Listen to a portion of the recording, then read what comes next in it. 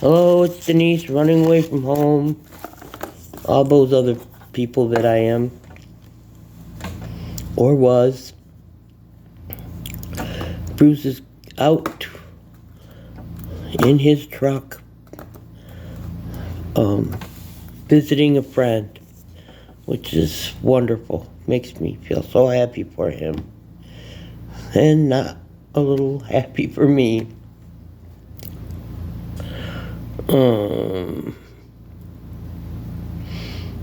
I found a new YouTube channel. It's quirky and it's cool in an uncool way. It's Margaret being Margaret. I like it. What I don't like is sitting down here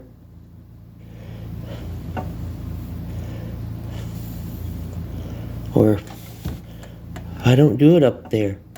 Upstairs in my room, I've got my computer now, which I'm hardly ever on. Moved it upstairs just so I can look at it and admire it for the $1,000 that I paid for it, that Christopher will recoup when I'm dead.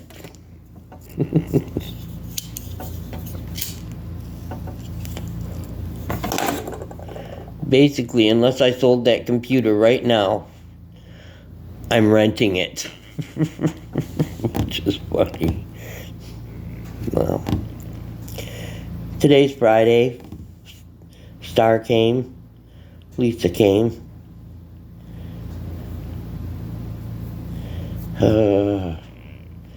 Vicky and Betty. It's not that I don't want to see you, but I don't want to see you. I don't want you to see me. Let's put it that way.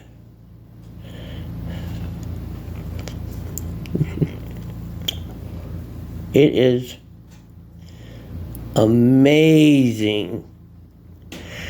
And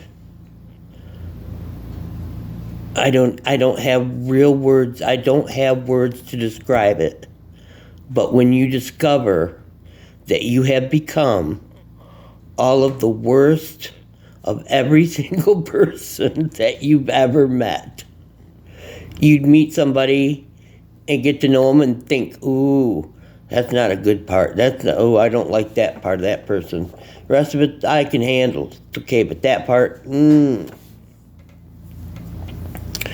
Or their looks. Oh, thank God I got my front teeth. Thank God I got my this. Thank God I'm not that. And then a couple of little old ladies, LOLs, were just, I don't even know how to explain it. They were in there. And I don't even know how to explain that term except to say, if you're another medical professional, you'll understand what I mean by they're in there. You can tell, I can't say that. I can tell with pretty good accuracy. Not 100%, ain't nobody 100%. I'm not perfect, I'm not near perfect. I don't even know if I'm in the, how do those percentiles work? I don't even know if I'm in the 80th percentile with 80% being a good number. Anyway, I can tell when a person is not yet to that point where they are actively dying, but they're dying. I don't know how to say it. You go in and you take care of them, and there's some spark that's still left in there of them that you recognize. And you know that they recognize you. If not by your name, personally, any relationship you might have built up with them, but they know that you're staff. They know that it's a knowing when they're still in there. And when they're not still in there, when you're a brick to them, you're part of the building, they're forgetting how to be human, doing one of the most human things you can do, which is die.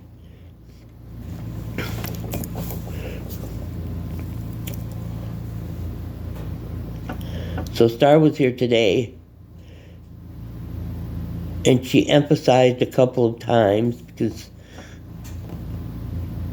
I had a kind of a come to Jesus meeting with Bruce. Your dad, you boys, you pick, you have to pick who. I don't know that you will. I bet you will.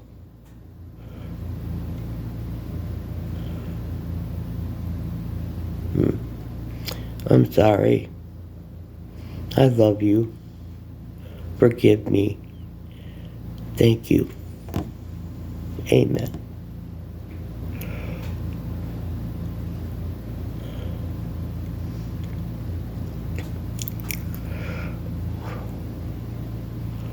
Wanted to be better.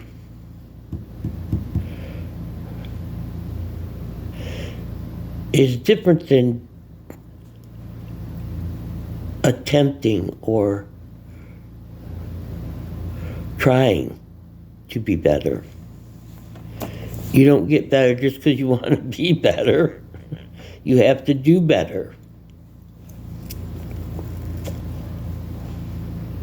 I'm not doing better as much as I should.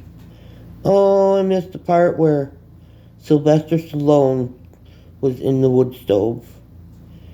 And I know that sounds like a morphine-induced statement, but we got the wood stove over here, and there's a window in it, and the coals are burning very brightly.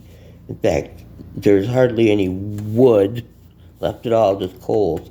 And one of them, when I looked at it, it's this little coal about maybe this big, and it looks like a face on it, and it looks like Sylvester Stallone. Which I find amusing. You guys do not have to. I don't know what's going to happen, because I have the feeling that Bruce heard the time, 3 to 4 weeks, and thought that that's how much longer he had to put up with me. But apparently, there's no apparently to it. I know. I've talked to both parties who told me. And they are the source, because he heard it from them. And actually what that just means is Star is changing positions at work.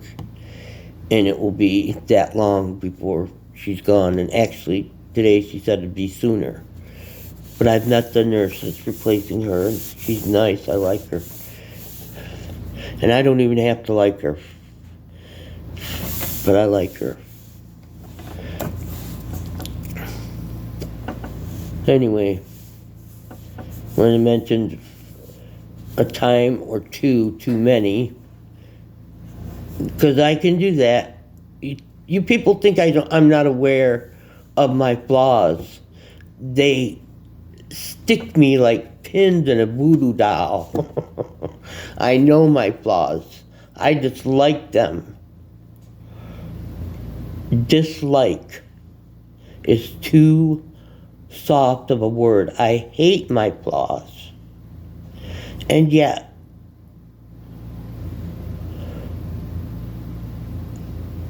everyone is flawed. You'd have to hate every flaw in them.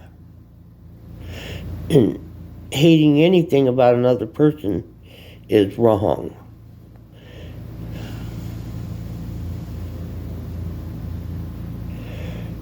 I don't know. I'm just so glad that I don't have to make the decisions about things like this, about other people. You know, that would be reason alone to make people stop judging each other. If you could see it from every single angle.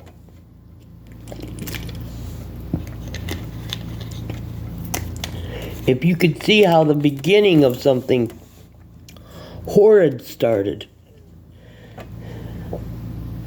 so that you could understand the gray areas and the opportunities that were missed, or the opportunities that just simply disappeared. If you could understand everything, I truly believe you would not be able to hate anything about another human being.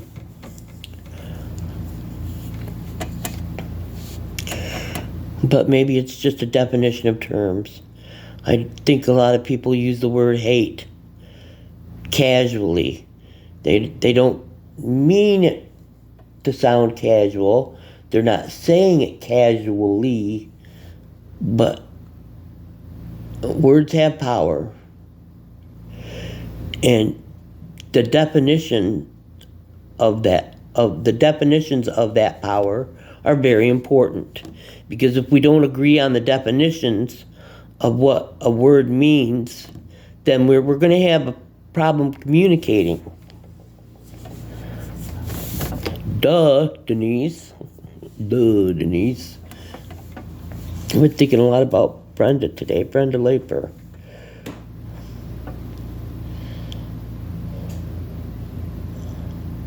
Don't know why. Hope everything's okay.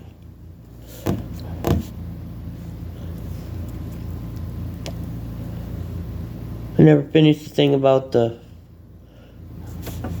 dying part. I got off on a tangent, but I'm here again. I remember now. She repeated at least twice, maybe 3 times, when I said, but I'm dying. And she said, as we all are. Right after I said that. You know, it wasn't like a Beetlejuice thing, 1, 2, 3. It was at different points in a 10 to 15 minute conversation. And when something like that happens, for me, it means pay attention. You're trying to be taught something. There is something important here that you need to hear. Not just, the difference between listening and hearing. There is a difference. I hate it. I use that word casually. When Bruce will say, I'll say something, or someone else will say something that I know he's heard. And because it wasn't that long ago that he heard it.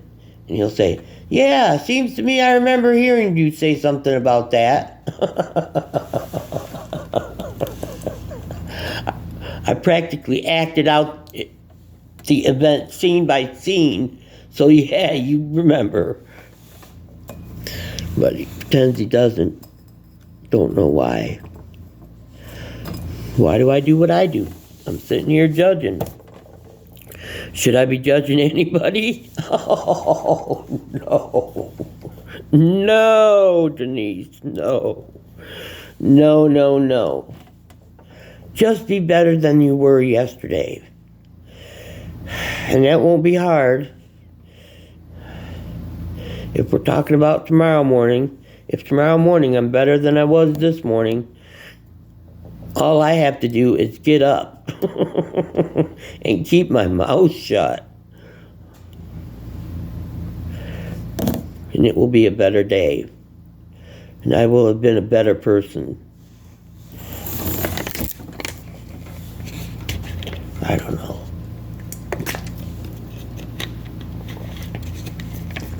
I don't know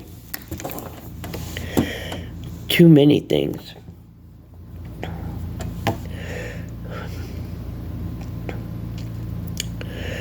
But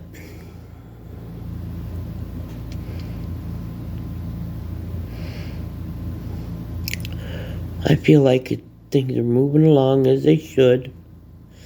Not as I want, but as they should. I understand. I'm sorry I'm not more accepting. I'm sorry I'm putting it off.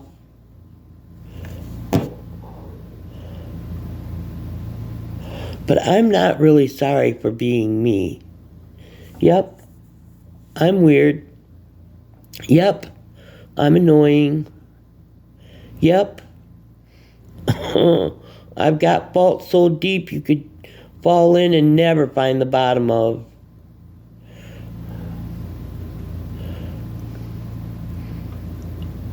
But I'm not sorry I'm me. I believe I've done some good in the world. Left a good mark somehow.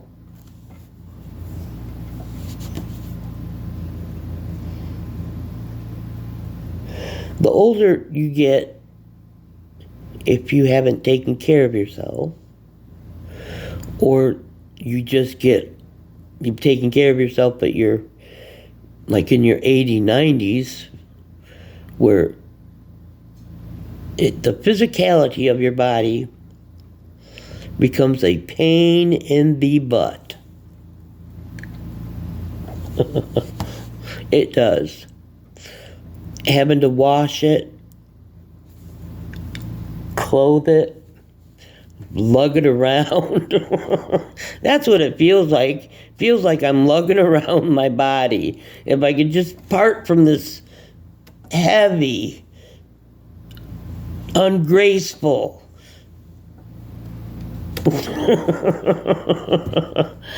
pain in the butt body of mine, if I could just shed it for a little while, everything would be okay.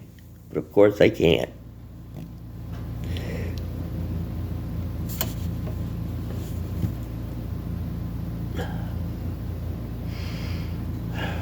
Anyway, haven't posted in a while.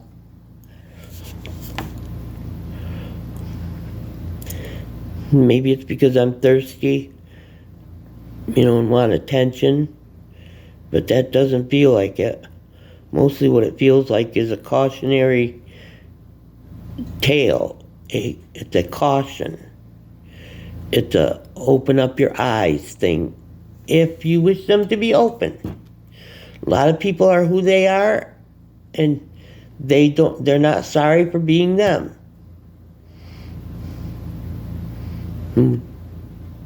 Oh, dear Lord. Excuse me, the idea of someone, being okay with themselves hurting other people is a line I can't cross. I can't cross into that.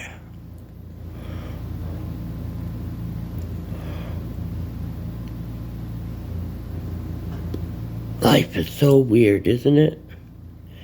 Or I hear there are people who don't overthink things. They don't think about them so much. They do less thinking and more doing. Like, they could be thinking, but instead they went to the gym and worked out, or they took a walk, or they had meaningful family time, or cooked a gourmet meal, or anything except we're thinking.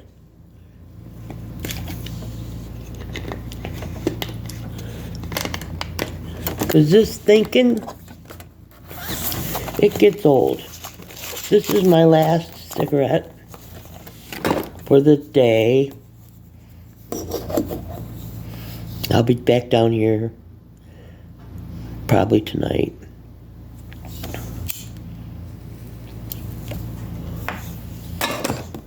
But after this pack of cigarettes, there's only one left. One pack of cigarettes left. I am very pleased that I have that I had went. I had gone from smoking a pack and a half down here in 2 hours to smoking 3 to 6. I don't think I've smoked 9. I've been keeping track of them in threes. I don't know why. I'm not a numbers person, but 3 seems to be important. 3 cigarettes, then upstairs for hours.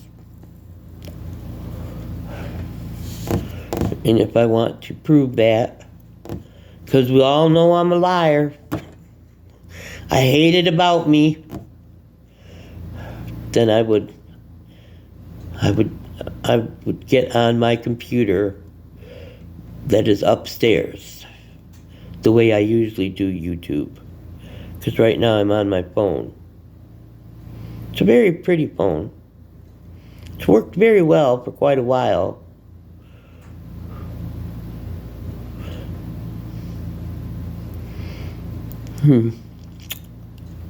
Anyway, after this cigarette, then I'm going upstairs. I don't know who'll be happier, you or me. Enjoy your day.